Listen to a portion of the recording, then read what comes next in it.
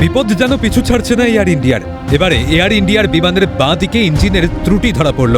কলকাতা বিমানবন্দরে অবতরণের পরেই San Francisco Mumbai ভায়া কলকাতা বিমানে এই গন্ডগোল ধরা পড়ে, যার জেরে সোমবার মধ্যরাত থেকে কলকাতা বিমানবন্দরে দাঁড়িয়ে থাকে বিমানটি।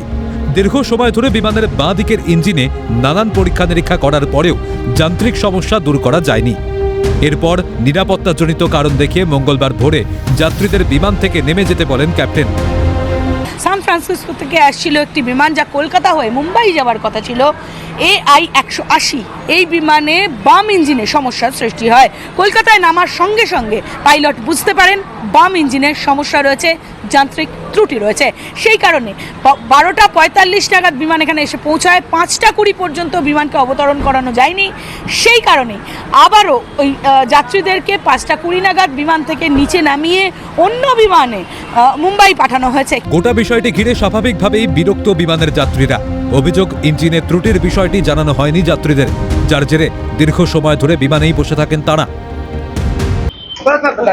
Yeah, there was a technical snag, and then we were all waiting in the flight. We got down, and we were being made to wait in the airport for a long time without much information. So we had everybody were like in one group and trying to figure out what was going on. But towards the end, they gave us like our boarding tickets, and they have arranged for a nice hotel. Thank you. और guide ही नहीं हो रहा है। उनके पास कोई authority नहीं है, जो बंदे हैं उनके पास कि क्या है।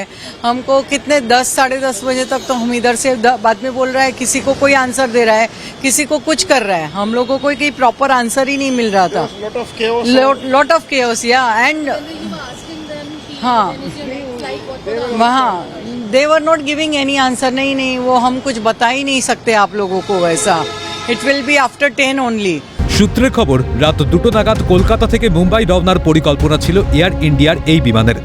মোট যাত্রী সংখ্যা ছিল 211 জন, কেবিন ক্রু ছিল 15 জন। এরপর মঙ্গলবার সকালে শহরের 2টি হোটেলে প্রায় 50 জন বিমান যাত্রীদের থাকার বন্দোবস্ত করা হয়। সেই ক্ষেত্রে এই বাম ইঞ্জিনের যেই গোলযোগ সৃষ্টি হয়েছে, সেই গোলযোগেরই চেষ্টা করা হচ্ছে সেটা সমাধান করা। সেই কোথায় কোন সমস্যা রয়েছে সেটা দেখার চেষ্টা করা হচ্ছে।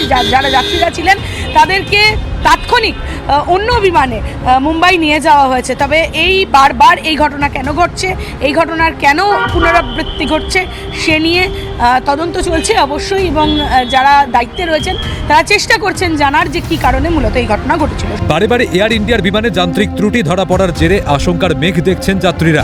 স্বাভাবিকভাবেই আহমেদাবাদে বিমান দুর্ঘটনার পর থেকেই বিমানের যাত্রা নিয়ে কিছুটা ভয় কাজ করছে যাত্রীদের মধ্যে। ক্যামেরায় সোনাই ঘোষের সঙ্গে অভিরূপা হাজরা ও শান্তনু সাহার রিপোর্ট, ক্যালকাটা নিউজ।